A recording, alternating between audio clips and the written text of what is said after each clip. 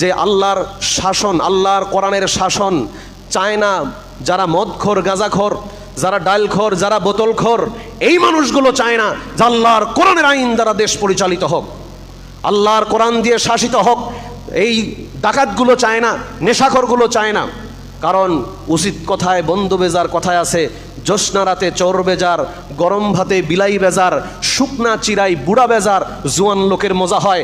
তার মানে আল্লাহর শাসন তারা তো মানবে না, কারণ তাদের এগুলো লাগবে।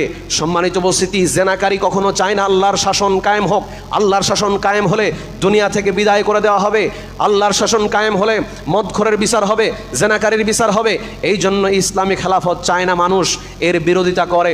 বিরোধিতা যারা করে আল্লাহে তারা কখনো মুমিন হতে পারে না। আমরা গণতন্ত্রের পূজারী নই, আমরা বিশুদ্ধ আকীদার জায়গা থেকে, বিশুদ্ধ প্ল্যাটফর্মের জায়গা থেকে আমরা চাই একজন মুসলিম হিসেবে মুসলিম রাষ্ট্র হবে কোনো মানুষের তৈরি করা আইন দ্বারা নয়, কোনো সরঞ্জিৎ বাবু, ডক্টর কামাল, কোনো দিল্লির দাদাবাবুদের কোনো আইন দিয়ে মুসলিম রাষ্ট্র চলতে পারে না। মুসলমান রাষ্ট্র চলবে ইসলামী খেলাফতের আদলে, কোরআন সুন্নাহর আইন দ্বারা।